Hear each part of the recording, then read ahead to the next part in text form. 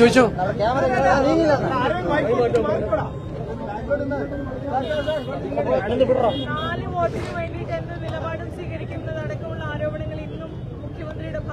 നാല് വോട്ടിന് വേണ്ടി എന്ത് നിലപാട് സ്വീകരിക്കുന്ന ആൾ മുഖ്യമന്ത്രിയാണ്. കാരണം പാർലമെന്റ് തെരഞ്ഞെടുപ്പ് കാലത്ത് ന്യൂനപക്ഷ പ്രീണനമായിരുന്നു. പാർലമെന്റ് തെരഞ്ഞെടുപ്പിൽ ന്യൂനപക്ഷങ്ങൾ തിരിച്ചടി കൊടുത്തപ്പോൾ പിന്നെ ഭൂരിപക്ഷ പ്രീണനമായി. ഡൽഹിയിൽ ചെന്ന് ഹിന്ദുവിൽ മലപ്പുറത്തിനെതിരായി ഇന്റർവ്യൂ കൊടുത്തത് ആരാണ്? ഈ മുഖ്യമന്ത്രിയാണ്. അന്നു മുതൽ വർഗീയത പ്രസംഗിക്കുന്നവർക്ക് പൊന്നാട അണിയിക്കാൻ പോയത് ആരാണ്? ഈ മുഖ്യമന്ത്രിയാണ്. ഈ ഭൂരിപക്ഷ വർഗീയതയെയും ന്യൂനപക്ഷ വർഗീയതയെയും മാറി മാറി പ്രോത്സാഹിപ്പിച്ച ആളാണ് പിണറായി വിജയൻ. പറയുന്നത് മാറ്റി പറയുന്ന ആളാണ്. ജമാഅത്ത് ഇസ്ലാമിയെ സ്വാഗതം ചെയ്ത ആളല്ലേ പിണറായി വിജയൻ? എന്നിട്ട് നുണ പറഞ്ഞില്ലേ നിങ്ങളോട് ഒരു ബന്ധമില്ലെന്ന്? ഞാൻ വീഡിയോ ക്ലിപ്പ് ഹാജരാക്കിയില്ലേ? ജമാഅത്ത് ഇസ്ലാമിയെ സ്വാഗതം ചെയ്തുകൊണ്ട് പാർട്ടി സെക്രട്ടറി ആയപ്പോ പറഞ്ഞ ആളല്ലേ? അദ്ദേഹമാണ് പറയുന്ന വാക്ക് മാറ്റി പറയുന്നത്, നുണ പറയുന്നത്. എനിക്ക് ഒരു ബന്ധമില്ല എന്ന് നുണയല്ലേ മുഖ്യമന്ത്രി പറഞ്ഞത്? ബന്ധമുണ്ടെന്ന് തെളിയിക്കാമല്ലോ. ദേശാഭിമാനിയുടെ എഡിറ്റോറിയൽ ഉണ്ടല്ലോ. അപ്പൊ നുണ പറഞ്ഞുകൊണ്ടിരിക്കുന്നതാണ്. ഇപ്പോ 4 വോട്ടിന് വേണ്ടി നിലപാട് മാറ്റില്ല എന്ന് ശബരിമല പറഞ്ഞില്ലേ സ്ത്രീ പ്രവേശനത്തിന്റെ കാര്യത്തിൽ? എന്നിട്ട് അവിടെ നിന്ന് ഇറങ്ങി പാർലമെന്റിൽ തോറ്റപ്പോ എല്ലാ വീടുകളിലും ഇറങ്ങി മാപ്പി ചോദിച്ചില്ലേ? CPM മാപ്പി ചോദിച്ചില്ലേ?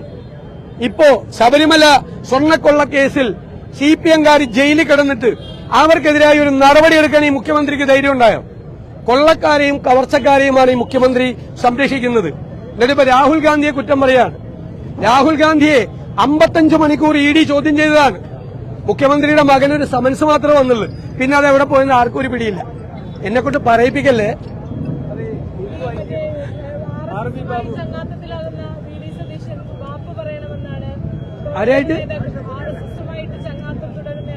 ആരാണ് RSSുമായിട്ട്? എന്റെ വീട്ടിലേക്ക് BJP എല്ലാ മാസവും മാർച്ച് വയ്ക്കും.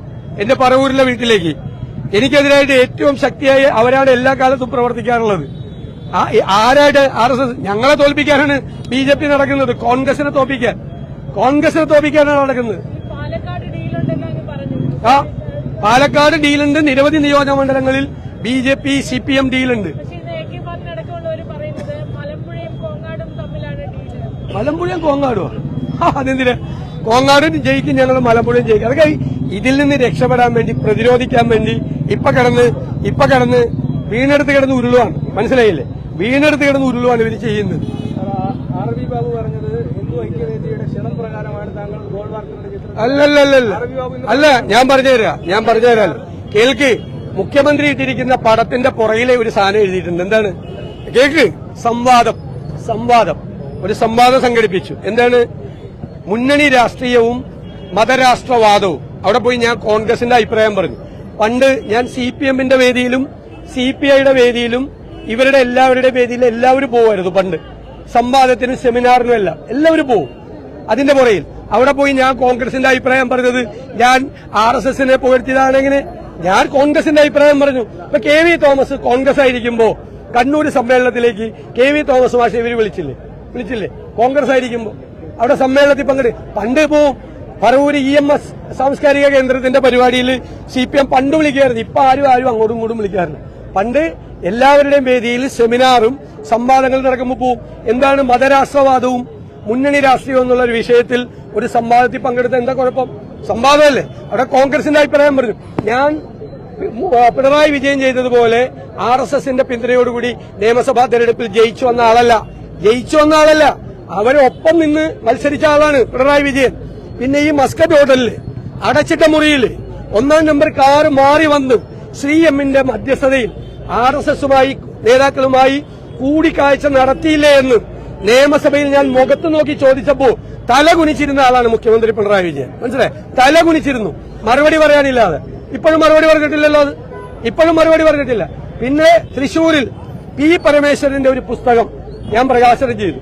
അതേ പുസ്തകം തിരുവനന്തപുരത്ത് പ്രകാശനം ചെയ്തത് BS അച്യുതാനന്ദനാണ്. എന്നെ MP വീരേന്ദ്രകുമാർ ക്ഷണിച്ചിട്ടാണ് ഞാൻ പോയത്, ആ പരിപാടിക്ക് പോയത്. BS അച്യുതാനന്ദൻ പ്രകാശനം ചെയ്ത ഒരു പുസ്തകം, തിരുവനന്തപുരത്ത് പ്രകാശനം ചെയ്ത പുസ്തകം VD സതീശന് തൃശ്ശൂരിൽ ചെയ്യാൻ പാടില്ലേ? മനസ്സിലായില്ലേ? അത് മനസ്സിലാക്കിയാൽ മതി. പിണറായി എനിക്കത് പറഞ്ഞത് നന്നായി. ഇത് പറഞ്ഞപ്പോ ഒരു 12 കാര്യം പഴയത് എനിക്ക് പറയാൻ പറ്റി, ഓർമ്മിപ്പിക്കാൻ. അത് അവിടെ ചെന്ന് നിങ്ങൾ അന്വേഷിച്ചടുത്ത് വോട്ടിംഗ് പാറ്റേൺ കണ്ടാ അറിയാം. ഈ RV ബാബു എന്നുള്ളത് കോൺഗ്രസ് വിരോധിയാണ്. കോൺഗ്രസ് വിരോധിയാണ് ആർ.വി. ബാബു. ഭയങ്കര കോൺഗ്രസ് വിരോധിയാണ്. കാരണം ഒരു തട്ടിപ്പ് കേസിൽ പെട്ടിട്ട് പറവൂര് വന്ന് താമസിക്കുകയാണ്. മനസ്സിലായി? അത് കോൺഗ്രസ് പ്രവർത്തകർ പുറത്തു കൊണ്ടുവന്നു. അതിന്റെ വിദ്വേഷം തീർക്കാൻ വേണ്ടിയിട്ട് പറയാം. അപ്പൊ ഞാൻ പറയാം, ഞാൻ മനോരമ ന്യൂസിന് കൊടുത്ത ഇന്റർവ്യൂ പോലീസ് ആവശ്യപ്പെട്ടിട്ട് മെറ്റ അതിൽ നിന്ന് നീക്കി, ഫേസ്ബുക്കിൽ നിന്ന് നീക്കി. ആ ഇന്റർവ്യൂവിനെ പോലും ഇവർ ഭയപ്പെടുവാണ്. എന്തിനാ ഇത്ര ഭയപ്പെടുന്നു? ഞാനൊരു ഇന്റർവ്യൂ കൊടുത്തതിന് എത്ര രാഷ്ട്രീയ നേതാക്കൾ ഇന്റർവ്യൂ കൊടുക്കുന്ന തെരഞ്ഞെടുപ്പ് കാലത്ത് പോലീസ് ആവശ്യപ്പെട്ടിട്ടാണ് മനോരമയിൽ ഞാൻ കൊടുത്ത ഇന്റർവ്യൂ മാറ്റിയത്. പോലീസിന് എന്ത് അവകാശം? പോലീസിന് എന്ത് അവകാശമാണുള്ളത്? എന്റെ ഇന്റർവ്യൂ നീക്കം ചെയ്യാൻ ഞാൻ എന്താണ് ആ ഇന്റർവ്യൂവിൽ മോശമായിട്ട് വല്ലതും പറഞ്ഞിട്ടുണ്ടോ? ഒന്നും പറഞ്ഞിട്ടില്ലല്ലോ. രാഷ്ട്രീയമല്ല പറഞ്ഞത്. രാഷ്ട്രീയ കാര്യങ്ങൾ ചോദിച്ചതിനുള്ള മറുപടിയാണ്. അപ്പൊ ഭയമാണ് ഇവിടെ ഭരിക്കുന്നത്. ഭയം. എല്ലാ ഏകാധിപതികളെയും ഭരിക്കുന്നത് ഭയമാണ്. ഹിറ്റ്ലറിനും ഭയമായിരുന്നു, സ്റ്റാലിനും ഭയമായിരുന്നു, പിണറായി വിജയനും ഭയമാണ്. ഒരു ഇന്റർവ്യൂവിനെ പോലും ഭയക്കുന്ന ഭീരുവായ മുഖ്യമന്ത്രിയാണ് പിണറായി വിജയൻ. ഒരു പ്രതിപക്ഷ നേതാവ് ഒരു ഇന്റർവ്യൂ കൊടുത്തപ്പോ ആ ഇന്റർവ്യൂ റിമൂവ് ചെയ്യാൻ വേണ്ടി സ്വന്തം പോലീസിനെ കൊണ്ട് മെറ്റയ്ക്ക് ശുപാർശ ചെയ്യിപ്പിച്ച ഭീരുവായ മുഖ്യമന്ത്രിയാണ് പിണറായി വിജയൻ. തെരഞ്ഞെടുപ്പ് കമ്മീഷൻ അതിൽ പറയുന്നത് മെറ്റ അറിയാതെ നീക്കിയതെന്നാണ്. അതിന് താഴെയുള്ള കമന്റുകൾ മാത്രം നീക്കാനാണ് നിർദ്ദേശം. അതിപ്പോ വീണെടുത്തിടുന്ന ഉരുളുവാണ്. മനസ്സിലായില്ലേ? ഇപ്പൊ വീണെടുത്തിടുന്ന ഉരുള.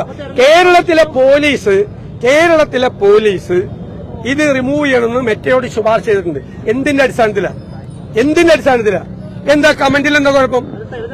അല്ല, കമന്റിൽ എന്താ കുഴപ്പം? അല്ലല്ലല്ല, ശുപാർശ ചെയ്തത് കേരള പോലീസ്, തെരഞ്ഞെടുപ്പ് കമ്മീഷൻ ഒന്നുമല്ല. കേരള പോലീസ് ശുപാർശ ചെയ്തു. പോലീസ് തെരഞ്ഞെടുപ്പ് കമ്മീഷന്റെ നിയന്ത്രണത്തിലാണല്ലോ. നരേന്ദ്രമോദിയുടെ അനിയനല്ലേ കേരളം ഭരിക്കുന്നത്?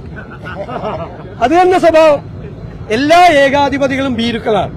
ആ ശ്രേണിയിലെ അവസാനത്തെ ആളാണ് കേരള മുഖ്യമന്ത്രി. പ്രതിപക്ഷ നേതാവിന്റെ ഇന്റർവ്യൂ പോലും അസഹിഷ്ണുതയും ഭയവുമാണ് പ്രധാനം. ഭയമാണ് ഇവിടെ ഭരിക്കുന്നത്.